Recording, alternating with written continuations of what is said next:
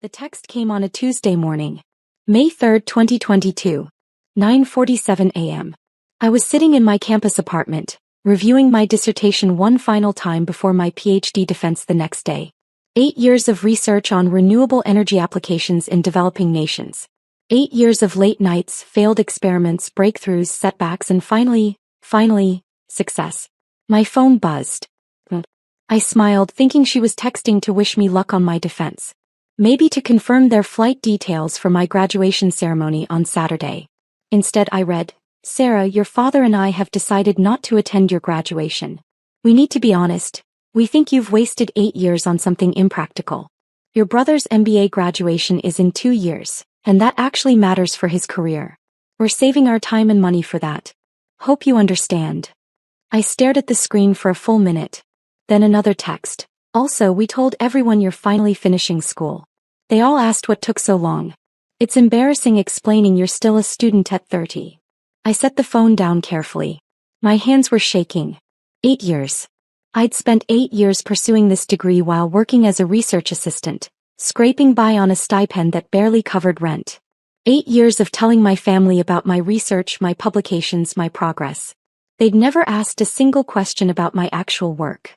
My younger brother, Derek, had graduated from undergrad 2 years ago and immediately started working at a consulting firm. He was now enrolled in a prestigious executive MBA program, 2 years part-time while working full-time. My parents talked about him constantly. Derek's MBA will set him up for life. Derek's company is paying for his degree. Derek will be making 6 figures by 30. Meanwhile, I was the embarrassment. The one who kept going to school instead of getting a real job. I called my mom. She answered on the 4th ring. "Hi honey. Did you get my text?" "Mom, my graduation is in 4 days. You're really not coming." "Sir, we explained this. Your father has a golf tournament that weekend. And honestly, we've been to your undergrad graduation. How many graduations does one person need? This is my PhD, Mom. It's different. It's another degree that won't help you get a job," she interrupted. "Sweetheart, we love you but we're worried. You're 30 years old with no career, no savings, no real prospects. Derek is buying a condo. What are you doing?"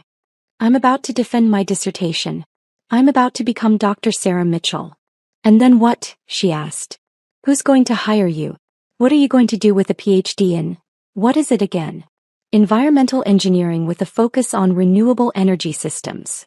"Right. And how many jobs are there in that?" I closed my eyes. "Mom, I have a job lined up. I told you about it. That postdoc position?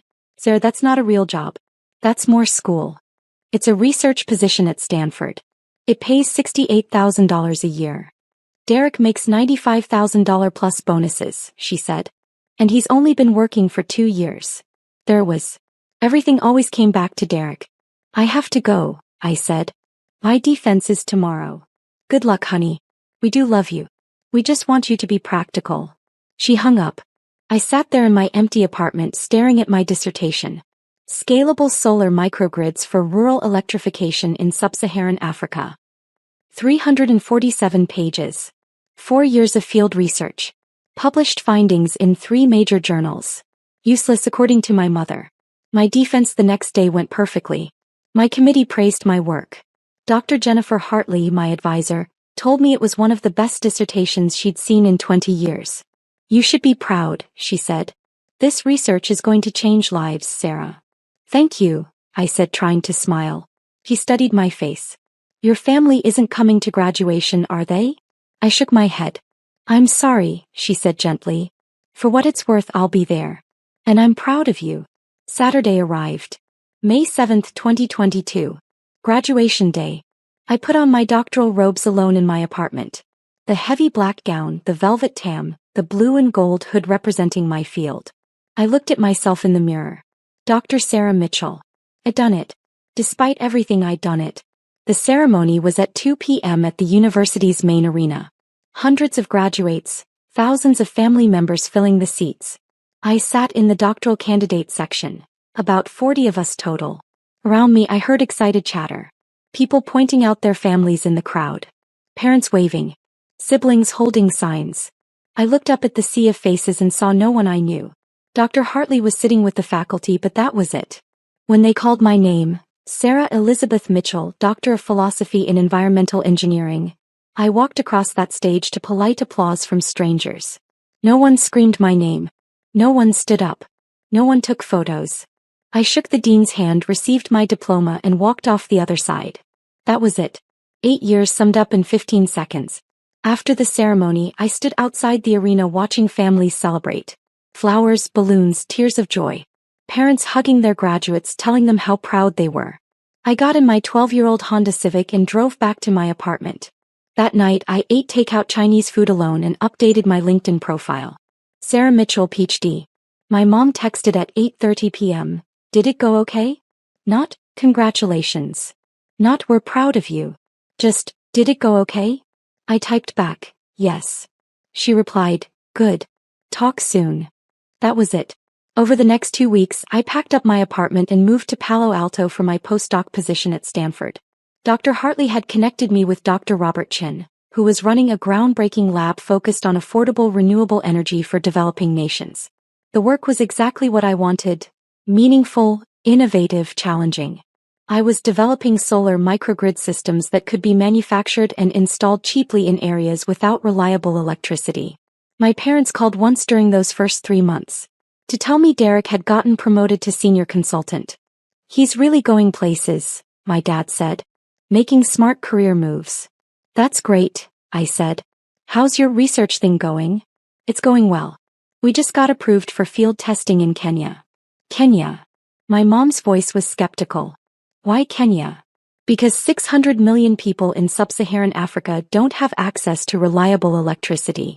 My microgrids could change that. Silence. Then my dad, well, that's nice, honey. Very noble. Derek's company just signed a contract with a Fortune 500 company. Big commission for him. I stopped telling them about my work after that. 6 months into my postdoc, something unexpected happened. I'd been collaborating with a small startup called SolarReach that was trying to commercialize renewable energy solutions for developing markets. They'd been struggling. Great technology, terrible business model. The CEO, Michael Torres, called me in November. Sarah, we're going under. We've got maybe 2 months of runway left. But your microgrid design, it's revolutionary. If we could figure out how to scale it to make it profitable. I'm a researcher, not a business person, I said. You know what I mean. Just keep it professional. Don't make it about family stuff. Derek, do you actually know what I do at the museum? You work there. Museum stuff. Look, I gotta go. Just don't make things weird, okay? He hung up. I sat there for a long moment, then pulled up the museum's website. My bio was prominently featured on the leadership page. Dr. Sarah Mitchell, Executive Director, PhD, Cultural Anthropology, Yale University, former Deputy Director, Metropolitan Museum of Art Board Member, International Council of Museums author, Cultural Preservation in the 21st Century, 2019 recipient, National Medal of Arts. There was a professional photograph of me at my desk, the museum's soaring atrium visible through the window behind me.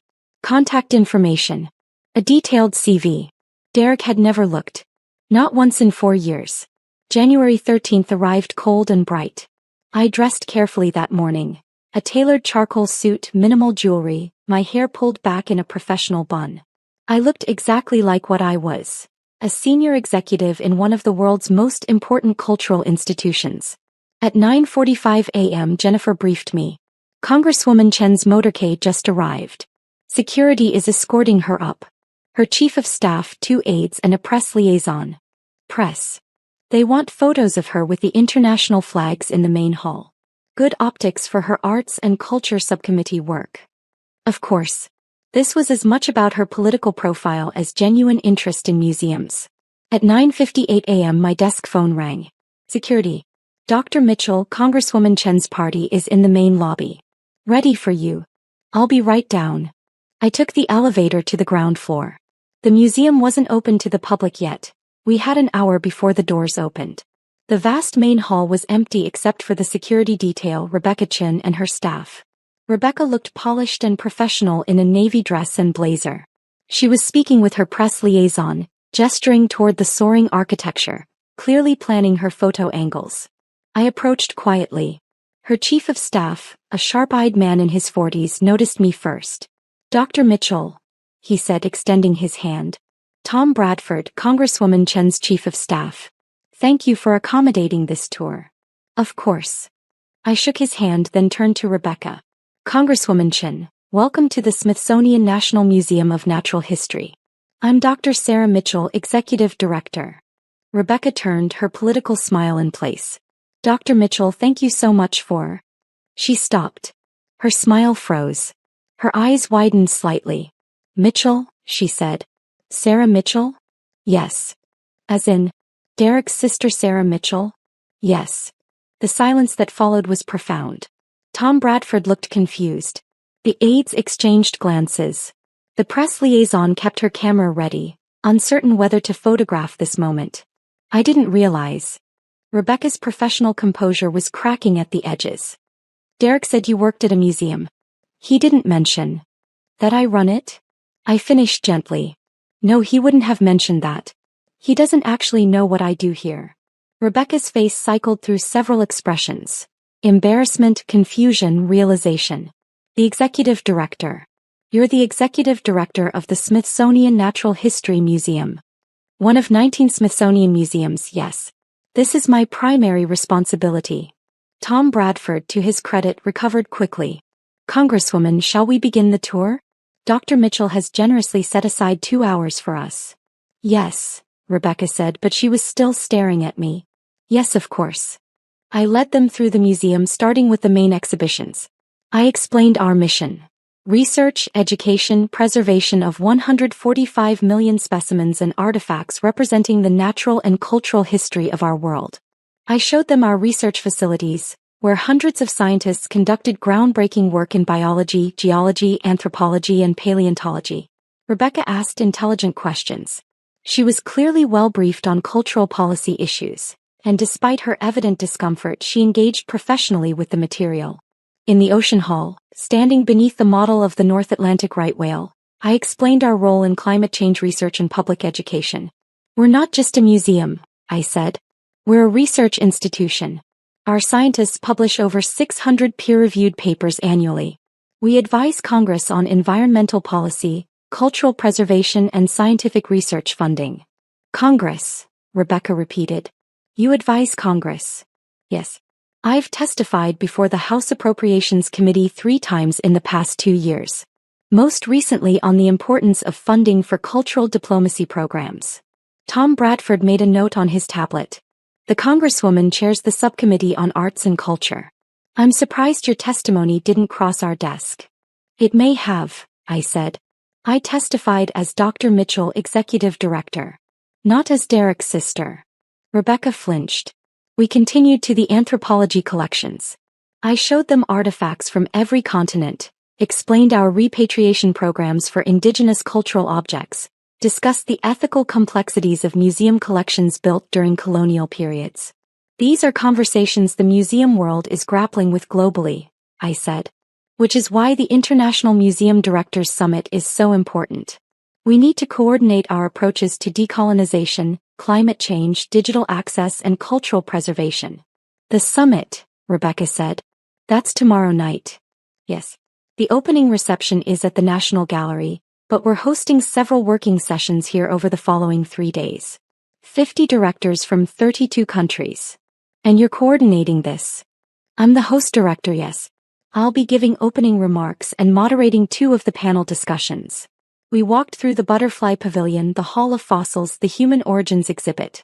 With each stop, I explained not just what visitors saw, but the research behind it, the educational programming, the community outreach, the digital initiatives that brought our collections to millions of people worldwide. By the time we reached my office suite on the 3rd floor, Rebecca looked shell-shocked. Would you like to see where the administrative work happens? I asked. She nodded mutely. My office overlooked the National Mall. The walls were lined with books, anthropology texts, museum studies journals, cultural policy papers. My desk held neat stacks of reports, a framed photo of me receiving the National Medal of Arts from the president, and a small fossil ammonite my mentor had given me when I finished my PhD.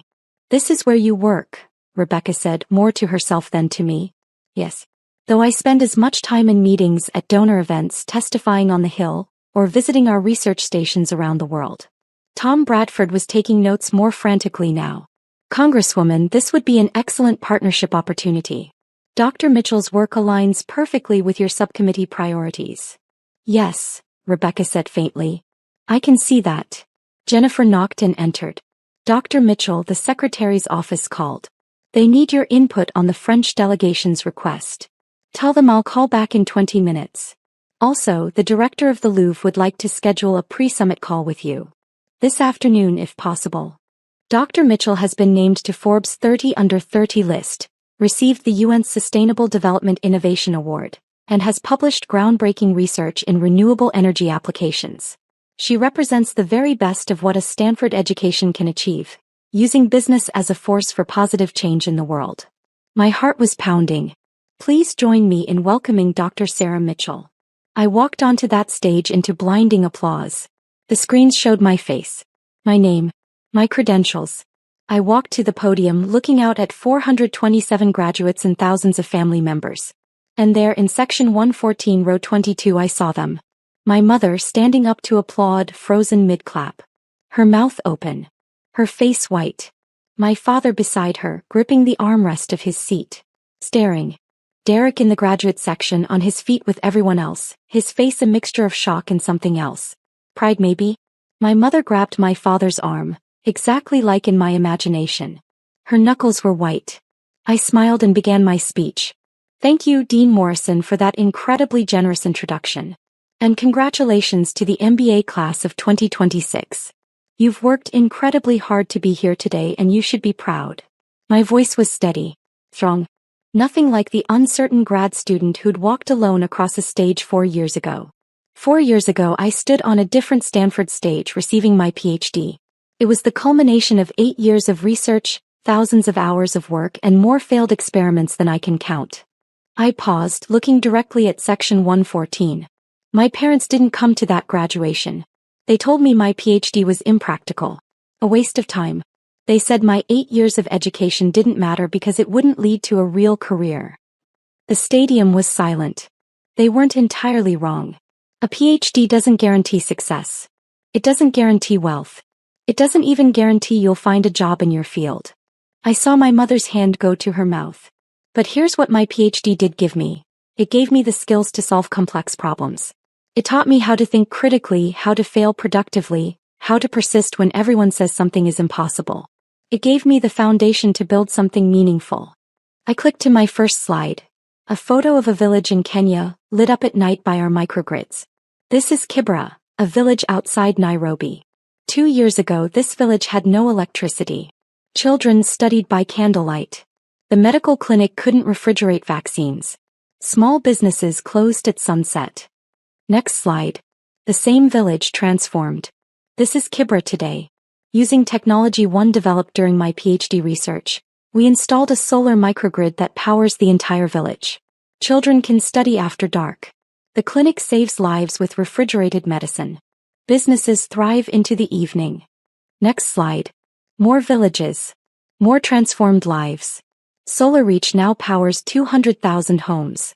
That's roughly 1 million people whose lives have fundamentally changed because of impractical academic research.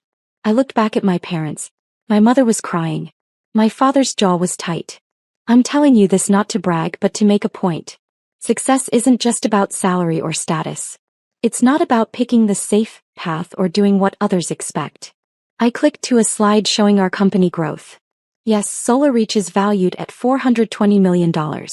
Yes, we've raised over $100 million from investors. Yes, by conventional measures we're a successful company. Next slide, back to the villages. But that's not why I do this work. I do it because a child in Tanzania can now do her homework after sunset. Because a medical clinic in rural India can save lives. Because families across 6 continents have opportunities they never had before. I paused, gathering my thoughts. Many of you graduates will go on to impressive careers. High salaries, prestigious titles, corner offices. And that's wonderful. There's nothing wrong with success. I looked directly at Derek now. But I challenge you to also think about impact. About purpose. About using your Stanford education, your privilege, your skills, your opportunities, to make the world genuinely better. Derek was staring at me with an expression I couldn't read. Because here's the truth. The work that matters most is often the work that looks impractical at first. The research that goes nowhere for years before it breaks through. The startup that nearly dies 5 times before it succeeds. The path that makes your parents worry because it's not safe or conventional. My voice softened. Some of you have families here who don't fully understand what you've accomplished. Who measure success only in dollar signs. Who compare you to siblings or friends or neighbors. I saw my mother wipe her eyes. That's okay. You don't need their approval. You need your own conviction. You need to believe that the work you're doing matters even when no one else sees it yet. I clicked to my final slide. Our company mission statement. Power for people, purpose for profit. In closing, I want to say this. Your MBA gives you tools. What you build with those tools is up to you. You can build wealth. You can build status. You can build security. I smiled. Or you can build something that changes lives. Something that solves real problems. Something that matters in ways that can't be measured by quarterly earnings. I looked out at all 427 graduates.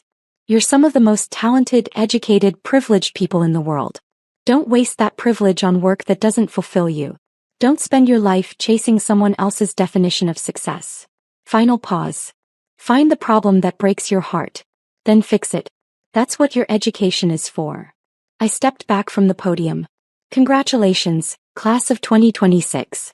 Thank you. The stadium erupted in applause. Standing ovation. Thousands of people on their feet. But I was only watching 3. My mother was sobbing into my father's shoulder. My father was staring at me like he'd never seen me before. And Derek was clapping, his face split in a huge grin, shaking his head in amazement.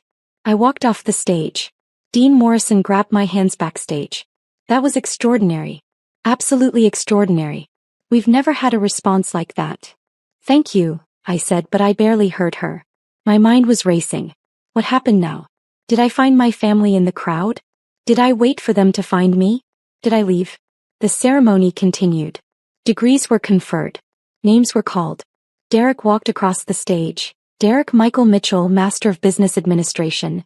And I felt a complicated mix of emotions. Pride because he'd worked hard for this. Sadness because our parents had never seen his achievements and mine as equally valid. Anger because even now I wasn't sure they understood what they'd done. After the ceremony ended, I stood in a side hallway unsure what to do. Graduates and families poured past.